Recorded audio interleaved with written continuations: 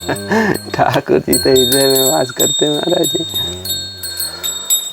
महाराज जी, हमारे समस्त दर्शकों की तरफ से, मेरी तरफ से आपके श्री चरणों में दंडवत प्रणाम। खूब खूब आशीर्वाद। महाराज जी, आपके लिए कुछ भोजन सेवा सामग्री का सामान लेकर आया हूँ, प्रसाद का।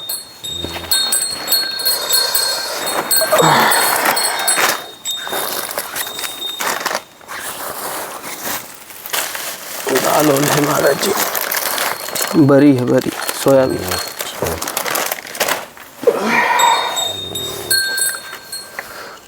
दोस्तों, मैं भूपेंद्र पांडे सनातन संस्कृति यूट्यूब चैनल के माध्यम से तपस्वी साधु संत महात्माओं के दर्शन आप सभी को कराता हूं, जो कि एकांतवास में रहकर जंगलों में, पहाड़ों में, कंदराओं में, गुफाओं में तपस्या, साधना, भक्ति किया करते हैं। शवय के कल्याण के लिए, मानव समाज के कल्याण के लिए, इस पृथ्वी के संतुलन को बनाए रखने के लिए। आज ऐसे ही दिव्य संत महाराज जी के हमें दर्शन हुए हैं। संत महाराज जी से कुछ ही देर में सत्संग लिया जाएगा। लास्ट तक वीडियो में आप सभी इसी प्रकार बने रहिए। सर्वप्रथम महाराज जी, हमारे YouTube चैनल के सभी दर्शकों को आपके गुरुजनों का जो दिया हुआ आपका शुभ नाम है, आपका गुरु स्थान और आपके श्री गुरु जी का शुभ नाम क्या है? छोटा सा नाम है दास का, भुवनेश्वर दास। गुरु आश्रम वृंदावन सुदामा कुटी है। जी महाराज जी। गुरु महाराज जी वहीं विराजते हैं। गुरु जी के आश्रम पूरे भारत में है। सेवा के प्रभाव से गुरु जी का नाम है सुदामा कुटी का।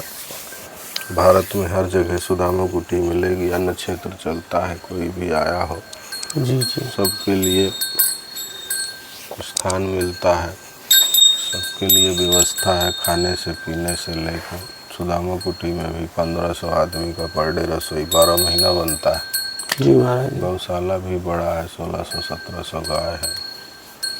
महाराज जी, इस घंघोर जंगल में आप इतनी कड़ी तपस्या कर रहे हैं। आपके जीवन में भक्ति का उदय कब हुआ और आपके जीवन में ऐसी कौन सी घटना घटी कि आप संत जीवन के मार्ग पर आए महाराज? हमारे जीवन में कोई घटना नहीं थी, मन में एक उमंग थी।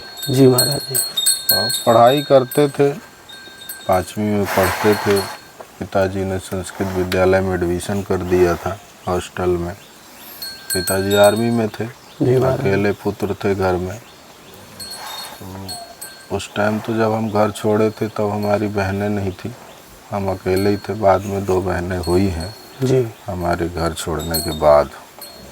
तो पिताजी ड्यूटी करते रहते थे, तो सोचे कि कहाँ से कहाँ ड्यूटी ट्रांसफ़र होते रहता, इसको स्थायी हॉस्टल में भर्ती कर दें। तो पिताजी का विचार था कि परिवार में एक लड़का पंडित बने, पंडिताई करे।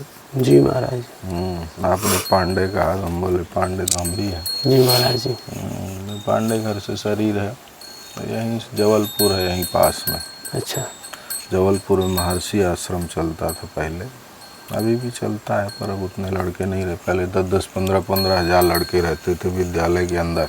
1 साल तक बाहर निकलना नहीं होता था। जी महाराज। जब माता पिता आते थे साल में तभी निकलना होता था। जी। वहीं रहे आए, पर उससे पहले भी हम यहाँ से आश्रमों में भाग जाते थे। वही पिताजी की हमारी प्रॉब्लम थी, ये भागते रहता है इधर उधर। दूसरी तीसरी से हम महात्माओं की शरण में, ये तो परमात्मा की कोई ऐसी कृपा रही होगी, उसकी क्या लीला थी कि हम ऑटोमेटिक दूसरी तीसरी से ही, जो आसपास मेरे क्षेत्र में जो महात्मा रहते थे, इसी 84 कोस के अंदर का जन्म स्थल है। 84 कोस का परिक्रमा लगता है चित्रकूट का साल में एक बार।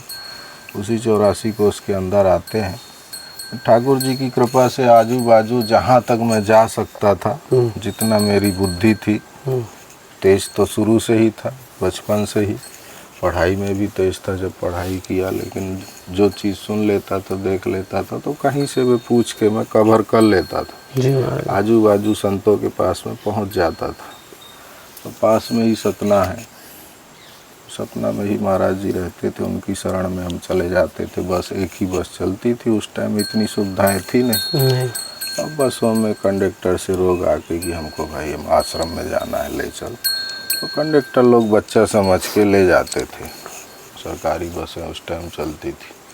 तो वहीं महाराज जी के शरण में चले जाते थे। फिर कुछ दिन, कभी 1 महीना, कभी 2 महीना, 4 महीना, ऐसे जब जितना टाइम मिल जाए, फिर कोई बड़ा घर से आ जाए, फिर या पिताजी आ जाए बाहर से, तो ले आते थे वापस, फिर हो गया जैसे ही मौका मिले तो फिर भाग ले संतों की शरण में। यही प्रक्रिया चलती रही जी कुछ जी समय महाराज। तक।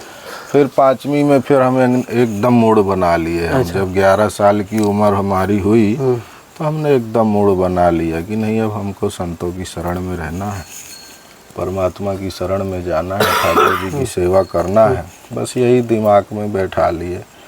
तो जाएं कहाँ, तो नाम सुने थे, कथा सुनते थे, कहीं भी भागवत कथा आजू बाजू हो तो पहुंच जाते थे।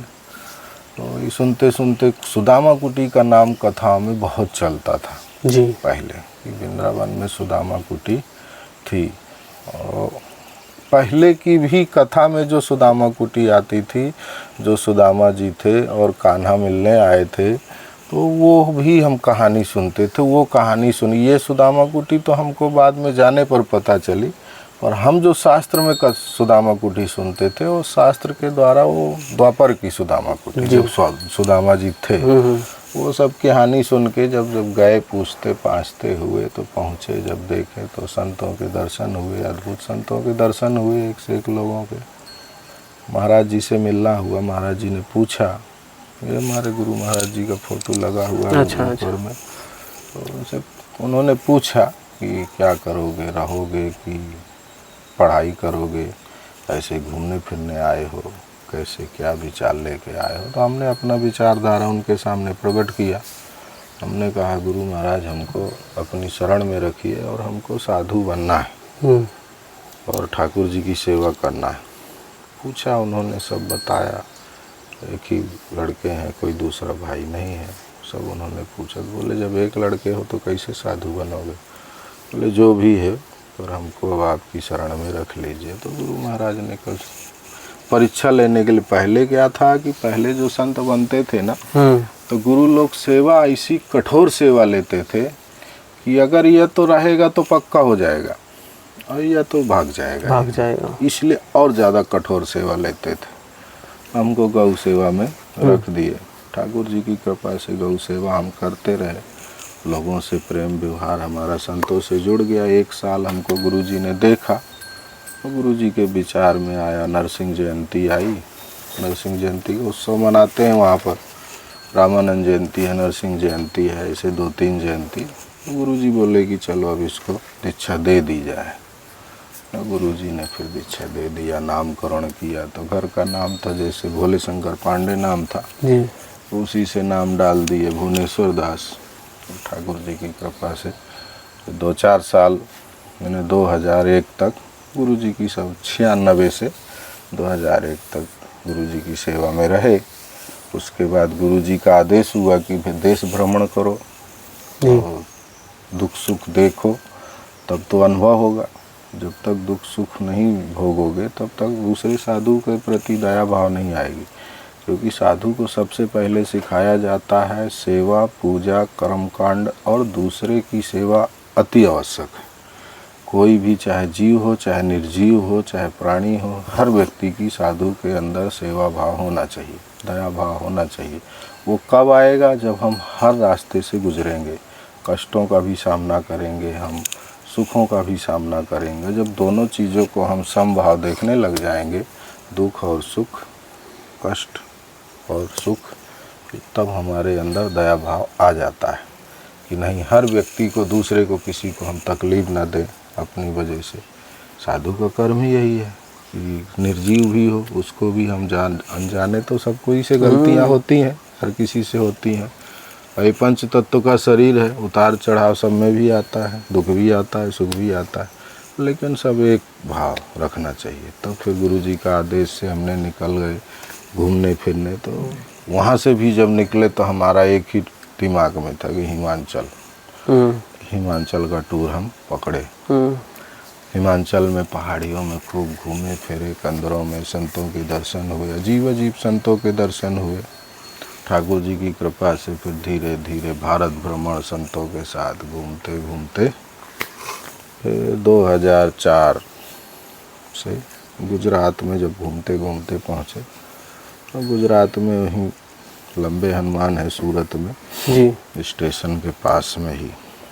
तो वहीं पहुँचे तो वहीं के पुजारी जी थे, उन्होंने अपनी शरण में रख लिया। बोले चलो अपना आश्रम है नाना बराछम, वो पूजा करते थे वहाँ लंबे हनुमान में, लेकिन उन्होंने पर्सनल ज़मीन यहाँ खरीद रखी थी नाना बराछम, वहीं आश्रम बनाए थे, तो उन्हीं के यहाँ फिर पुजारी हो गया, समय बीतता गया अपना ठाकुर जी की कृपा से। महाराज जी, भगवान ने 4 युग का कार्यकाल बनाया, सतयुग, त्रेता, द्वापर, कलयुग।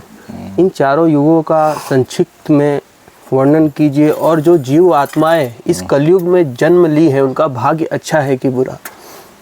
देखो, भाग जो बोल रहे, भाग अच्छा है कि बुरा, पहली बात तो भगवान ने अगर मनुष्य तुमको बनाया है तो तुमको ये भगवान का, परमात्मा का सबसे बड़ा उपकार समझना चाहिए जी। क्योंकि 84 लाख योनि के बाद परमात्मा तुमको मनुष्य बनाता है।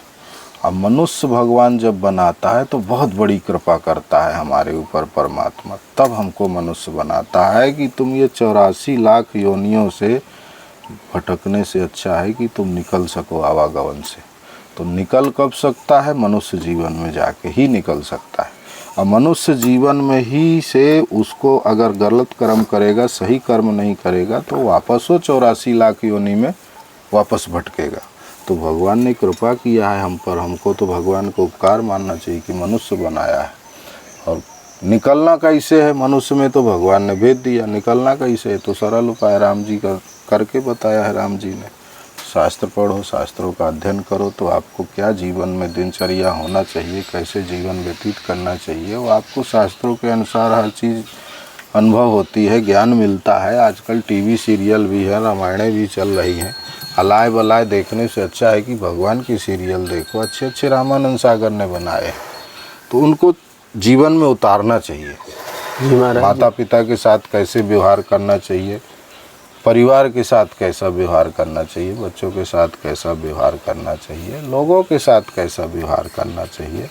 तो जब हम उस तरीके से, जैसे राम जी करके गए हैं, उस तरीके से अगर हम चलते हैं तो हमारा आवागमन से मुक्ति हो सकती है। और कृष्ण भगवान ने कहा है, कृष्ण भगवान ने कहा है, मैं जो करता हूँ वो मत करो, जो मैं कहता हूँ वो करो। और राम जी ने स्वयं करके बताया है।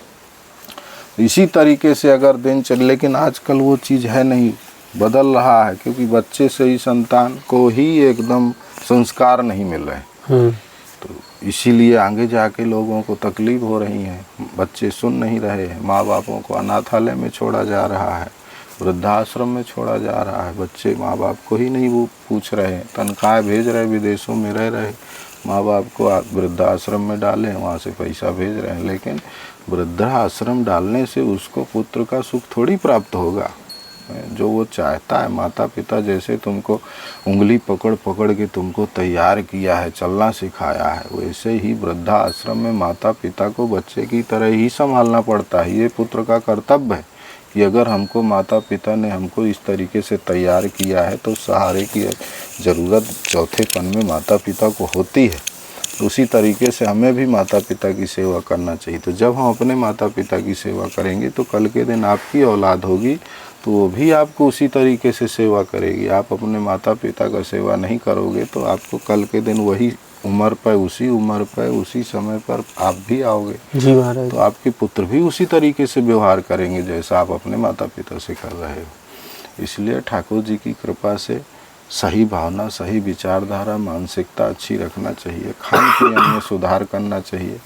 तो लोग सबसे बड़ी गलती है माता पिता की कि बच्चों को संस्कार नहीं दे रहे। पहले जो होते थे तो जब पेट में बच्चा होता था तभी उसको माँ को भागवत गीता ये सब सुनाया जाता था, शास्त्रों का अध्ययन कराया जाता था। जब पेट में बच्चा होता था, कयाधु के पेट में प्रदुम्न था तो उसको पेट में ही सब सिखाया गया था। जी सत्य वचन महाराज। तो कहने का मतलब कि जब पेट से ही हम उसको हर चीज़ सिखाएंगे तो उसके कान में जाता है तो सब असर पड़ता है। वैसे ही औलाद पैदा होती है, उसी तरीके से वो संस्कार में आगे चलती है और हम उसको सिखाते नहीं हैं। फिर जब गुरुकुल होते थे पहले तो गुरुकुल में संस्कार सिखाए जाते थे।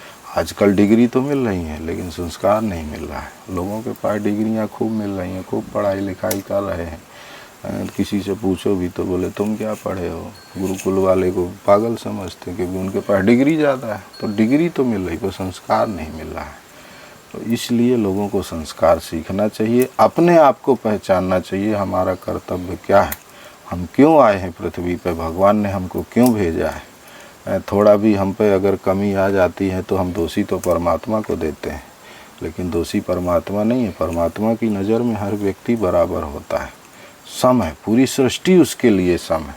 संत के लिए भी, साधु के लिए भी पूरी सृष्टि सम होती है, एक समान होते हैं। हमारा चाहे हम साधुगिरी में हैं तो साधु में भगवान की शरण में है, हमने अगर भगवान को अपना बना लिया तो हमारा बाप भी बैठा हो तो वही है, आप भी बैठे हो तो वही है, दूसरा व्यक्ति बैठा हो तो भी वही, सम है, एक बराबर है हमारे लिए, साधु के लिए। ऐसे परमात्मा जो जिस लायक है उसको उतना देता है, उसके कर्म के अनुसार। उसको कोई मिटा नहीं सकता, उसको कोई टाल नहीं सकता, उसको मिलना ही मिलना है।